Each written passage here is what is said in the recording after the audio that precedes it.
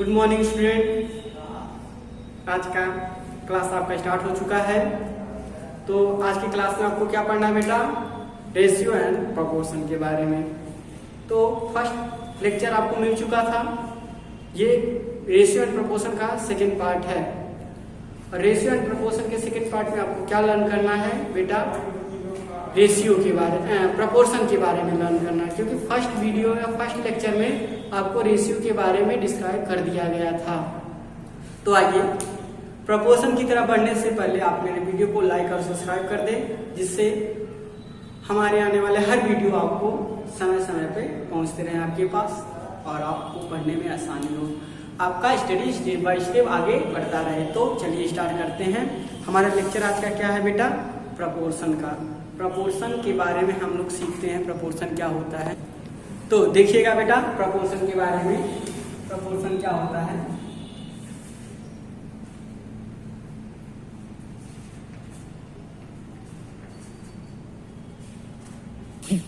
हाँ, तो रेशियो के बारे में आपको बताया था क्या होता है ratio? Comparison of two quantity of same kind by division method. बेटा दो एक ही तरह की क्वांटिटी को डिवीजन मेथड से कंपैरिजन करना क्या कहलाता है? रेशियो कहलाता है। अब प्रोपोर्शन क्या होता है बेटा? देखिएगा ये प्रोपोर्शन क्या बेटा, क्या आपको सीखना है प्रोपोर्शन के बारे में। और देखिएगा प्रोपोर्शन क्या होता है। ये प्रोपोर्शन इज ए स्टेटमेंट। क्या है बेटा? प्रोपोर्शन क्या है? इक्वेशन है जो ये बताता है कि दो रेशियो आपस में क्या है? इक्वल है। Proportion is an equation. Proportion is an equation that state two fraction are equal, two ratio are equal. क्या बेटा? Two ratio are equal means बेटा फ्रैक्शन ये बताता है कि दो रेशियो इक्वल हैं या नहीं है। रेशियो क्या होता है? Comparison of two quantity by division method of same kind. लेकिन फ्रैक्शन क्या होता है? प्रोपोर्शन क्या बताता है बेटा? प्रोपोर्शन ये बताता है कि वो दोनों जो रेशियो हैं वो आपस में इक्वल हैं या नहीं। एज एग्जाम्पल आप देखिएगा, एग्जाम्पल आपको सिखाने जा रहा हूँ प्रोपोर्शन क्या होता है। जैसे देखिएगा शुगर कितना है? शुगर 2 kg शुगर है और 2 kg sugar to 3 kg salt, 3 kg salt. ये रेशियो दिया है। दूसरा देखिएगा क्या दिया है? दूसरा रेशियो क्या दिया है बेटा? दूसरा रेशियो दिया है कि 4 kg sugar to 6 kg salt. बेटा ये दो चीज दिया है और आपको बताया था ये जो 2 होता है टू द पहले वाले को ऊपर लिखते हैं और टू द के बाद वाले को नीचे लिखते हैं। प्रोपोर्शन रेशियो में हमेशा रेशियो में क्या आप पॉइंट याद रखेंगे? रेशियो देखिएगा टू द के पहले वाले को ऊपर लिखिएगा, यानी ये किसका रेशियो है? Sugar ratio salt. किसका बेटा? Sugar ratio salt. टू के पहले वाले को ऊपर लिखते हैं और बाद वाले को नीचे, हमेशा याद रखिएगा। तो ये किसका रेशियो हो गया? Sugar to salt. और बेटा शुगर कितना है? 2 kg और साल्ट कितना है? 3 kg। ये देख लिए तो कैंसिल किए तो ये क्या है बेटा? 2:3 आ गया ना। इन सेम वे में इसको देखिएगा आप 4 kg sugar to 6 kg salt. ये भी किसका रेशियो है? Sugar to salt. और 2 के पहले वाले को ऊपर लिखते हैं, बाद वाले को नीचे। तो शुगर टू साल्ट इसका रेशियो है। शुगर कितना है बेटा? 4 kg है और साल्ट कितना है? 6 kg है। इसको कैंसिल किए तो क्या आया? 4:6 आया। अब ये प्रोपोर्शन में है कि नहीं? तो प्रोपोर्शन क्या होता है? Proportion is an equation that state two ratio are equal. ये बताता है प्रोपोर्शन कि ये दोनों रेशियो इक्वल है कि नहीं। तो फर्स्ट रेशियो लिख लीजिए। फर्स्ट रेशियो क्या है? 2:3 और सेकेंड रेशियो क्या है बेटा? 4:6। अब ये हम कंफर्म करने जा रहे हैं कि ये प्रोपोर्शन में है या नहीं। प्रोपोर्शन में कब बोलेंगे बेटा? जब ये रेशियो और ये रेशियो आपस में क्या हो जाए? इक्वल हो जाए। जब इक्वल हो जाते हैं तो उसे हम क्या बोलते हैं, प्रोपोर्शन में बोलेंगे। तो अभी तो इसे कुछ नहीं कर सकते हैं क्योंकि अभी चेक कर रहे हैं प्रोपोर्शन में है या नहीं। तो 2:3 को क्या लिख सकते हैं भाई, फ्रैक्शन में से कैसे चेंज कर सकते हैं बेटा, जो रेशियो के पहले रहता है उसे ऊपर लिखते हैं यानी न्यूमरेटर में, और जो रेशियो के बाद रहता है उसे डिनोमिनेटर में, यानी 2/3 इसे बोल सकते हैं। और सेकंड का फ्रैक्शन इसीलिए क्या होगा, 4/6। अब बेटा ये दोनों इक्वल है कि नहीं, इक्वलिटी कैसे चेक किया जाता है, क्रॉस मल्टीप्लाई करके चेक कर सकते हैं। तो 6 2 जा 12 आएगा, 3 4 जा 12, यानी ये दोनों रेशियो आपस में क्या है, इक्वल है। इक्वलिटी कैसे चेक किया जाता है बेटा, आपको बताया था, to check to check equality. Equality कैसे चेक करते हैं, क्रॉस मल्टीप्लाई करते हैं। 6 × 2 हो जाएगा और 4 × 3, तो 6 2 जा 12, 4 3 जा 12, यानी ये दोनों आपस में क्या है, बराबर है।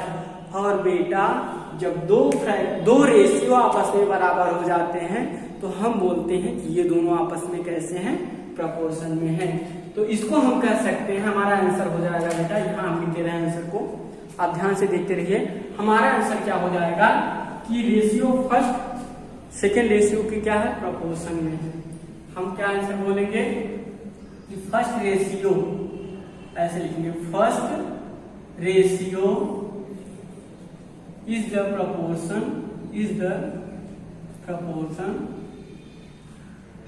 first ratio is the proportion to the second ratio। ऐसे सिंपल वे में क्या बोलेंगे बेटा, first ratio is the proportion to the second ratio, यानी फर्स्ट रेशियो सेकेंड रेशियो से क्या है, proportion में है। अब इसको कैसे रिप्रेजेंट करते हैं ये पॉइंट आपको सिखाऊंगा। तो बेटा जैसे फर्स्ट रेशियो क्या था, 2:3, और सेकेंड रेशियो क्या था बेटा, 4:6, ये था। ये दोनों आपस में प्रोपोर्शन में हैं। और प्रोपोर्शन का सिंबल क्या होता है बेटा, इसको बताना है कि ये दोनों आपस में प्रोपोर्शन है तो एक सिंबल लगाया जाता है, क्या, 4 डॉट का। 4 डॉट का क्या लगाया जाता है, एक सिंबल लगाया जाता है, जिसे क्या बोलते हैं बेटा, प्रोपोर्शन।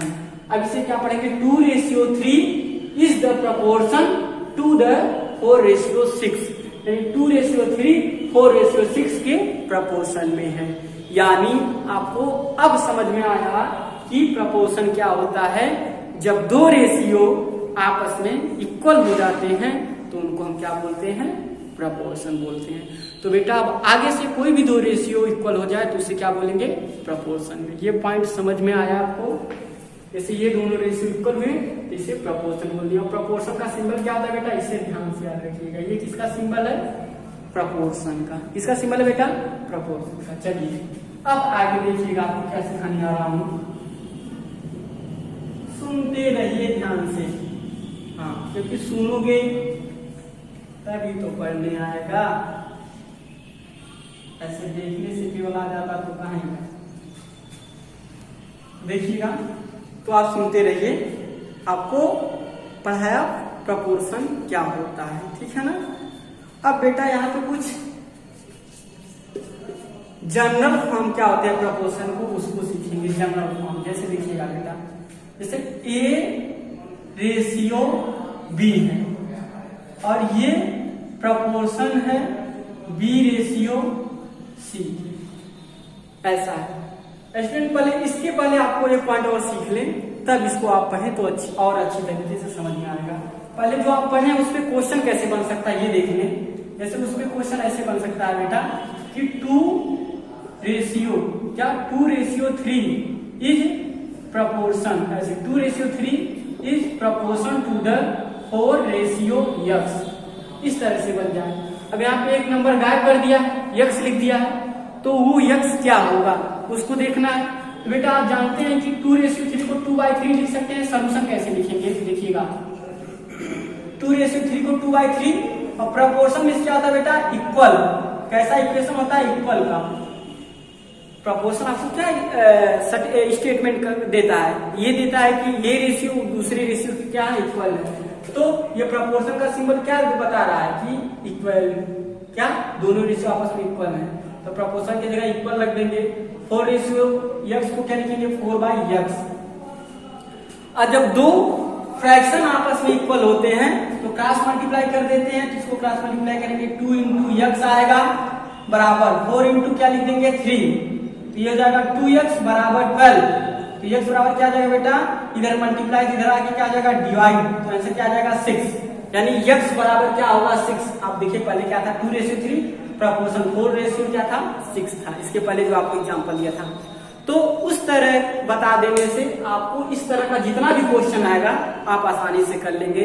प्रपोर्शन की जगह इक्वल रख देंगे, रेशियो की जगह डिवीजन वाला अपान करके लिख देंगे और क्वेश्चन को सॉल्व करेंगे। एट लास्ट जो x का वैल्यू आएगा वो इस इक्वेशन को सेटिस्फाई करेगा, यानी क्या हो जाएगा आंसर 4:6।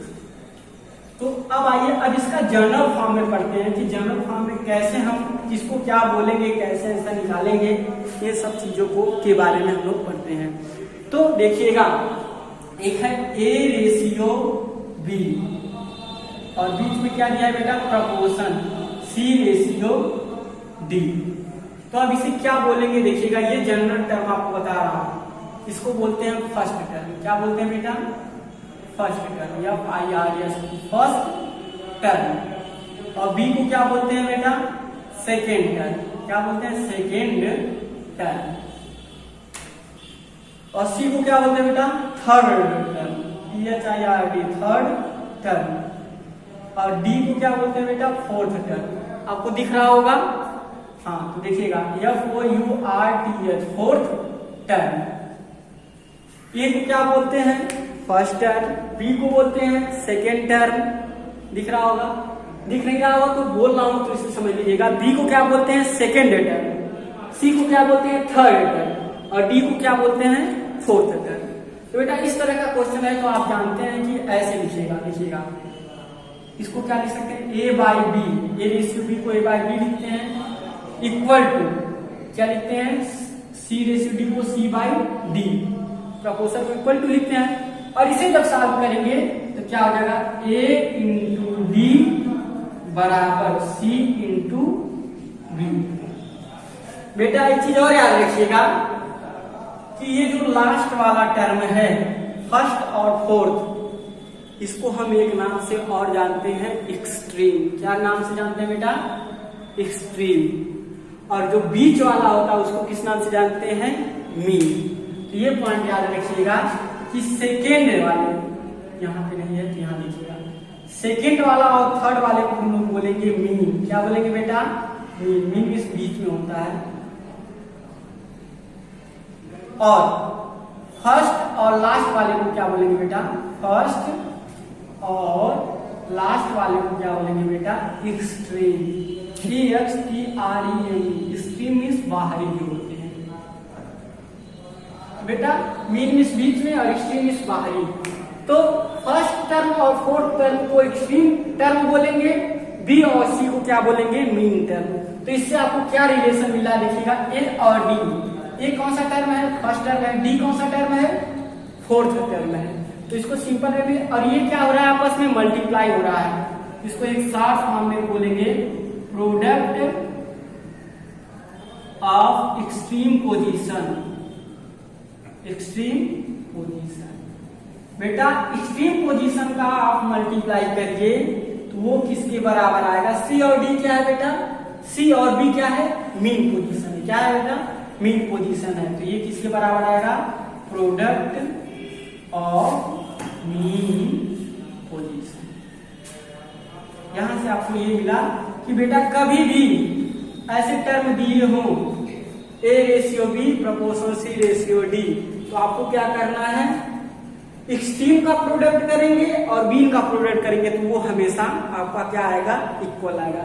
तो बेटा देखिएगा इस पे कैसे क्वेश्चन बन सकता है आपको क्वेश्चन कराने। हाँ तो बेटा देखिएगा इस पे कैसे क्वेश्चन बनता है, इसको आपको कराने जा रहा हूं। देखिएगा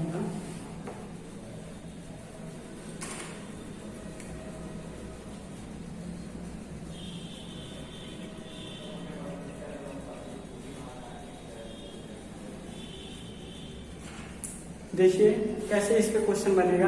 अब आपको क्या दे देगा जैसे फाइंड फोर्थ टर्म।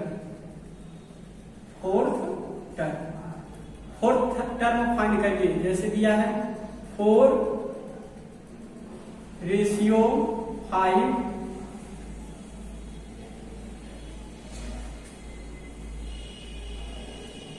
ये दिया 12 यहाँ पे यक्स दे दिया है।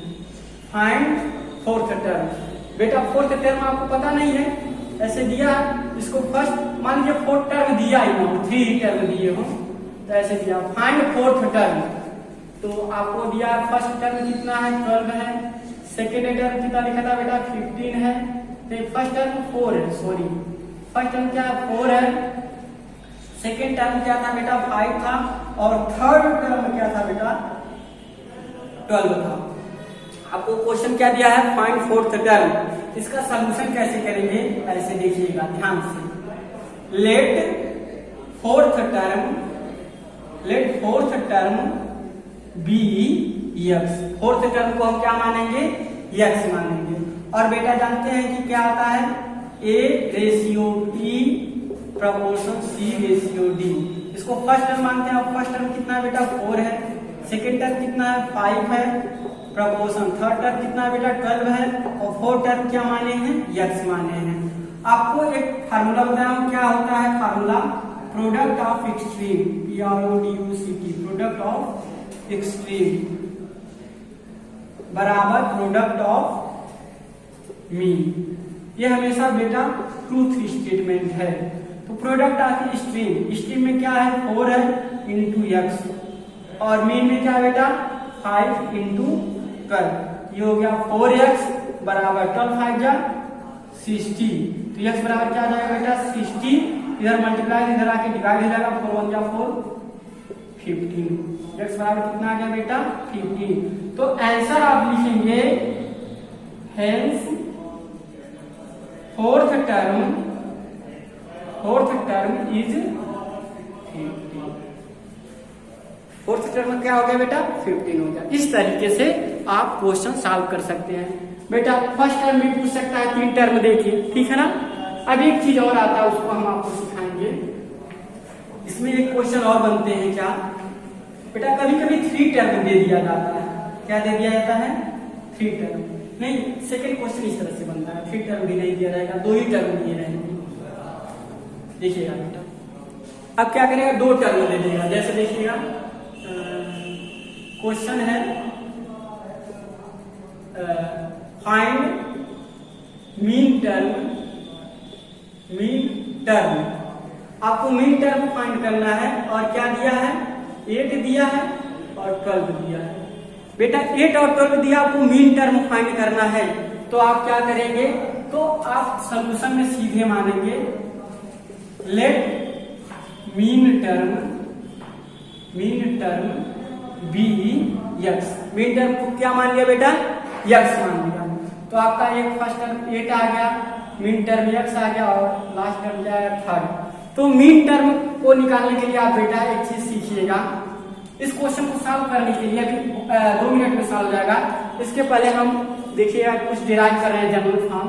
जैसे ए दिया हो, बी दिया हो, सी दिया हो, तो ए को फर्स्ट टर्म बोलेंगे, फर्स्ट टर्म, बी को सेकेंड, और सी को थर्ड बोलेंगे बेटा।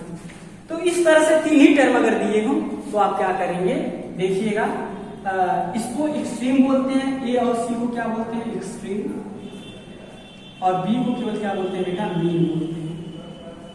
इस तरह आपको सॉल्व करना हो तो आप क्या करेंगे, ऐसे आप देखिएगा, इसको तोड़ेंगे A/B, बी को 2 भाग में तोड़ना, बी को इसके पास मिलाना और इसके पास में, A/B प्रपोर्शन B/C, इस तरीके से हो जाता है। यानी बी बीच में, मीन को दोनों के साथ रखना, A/B प्रपोर्शन B/C। इसको पहले इसके साथ फिर इसको इसके साथ, इस तरीके से आपको रखना रहेगा। तो इस तरह हो गया। और इसको सॉल्व करते हैं तो बेटा इसको आप एक क्वेश्चन ये तो पहले पढ़ चुके हैं, प्रोडक्ट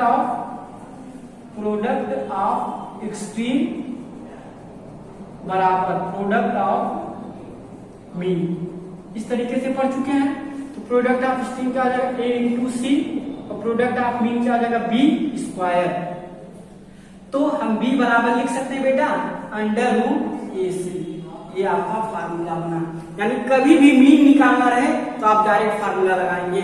इसका आंसर क्या आ जाएगा, ये मीन को x माने हैं तो मीन बराबर क्या होता है बेटा, अंडर रूट a इंटू सी होता है। तो बेटा यहाँ पे a कितना है, 8 है, c कितना है, 12 है, 12 8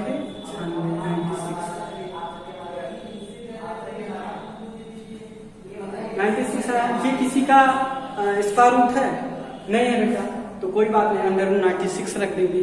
अगर ये किसी का मान लीजिए आता 144 आता तो 12 का स्क्वायर होता है, 12 हो जाता। तो इस तरीके से आप मीन निकाल देंगे बेटा। अगर मान लीजिए ऐसे ए और बी दे दे, थर्ड दे दे, तो आप क्या करेंगे, मान लीजिए अगर थर्ड आपसे पूछ देता तो क्या करते, तो बी पता है ऐसे बोलते ए रेशियो बी, थर्ड को x मान लेते, a ratio b, b ratio c. ये बहुत इंपॉर्टेंट पॉइंट है, इसको याद रखिएगा। इन दोनों की सहायता से आप क्या कर सकते हैं, कोई भी क्वेश्चन सॉल्व कर सकते हैं आसानी से। तो बेटा आप क्या करिएगा, प्रोपोर्शन के जितने भी क्वेश्चन है आप सॉल्व करिएगा, और उसमें जो भी प्रॉब्लम आएंगे उसको पूछने के लिए आप मेरे कमेंट में कुछ आप कमेंट करिएगा मेरे कमेंट बॉक्स में, फिर उसके हिसाब से मैं आपको अलग वीडियो बना के नेक्स्ट टाइम में दे दूंगा। तो बेटा आज का क्लास इतना ही। Have a nice day.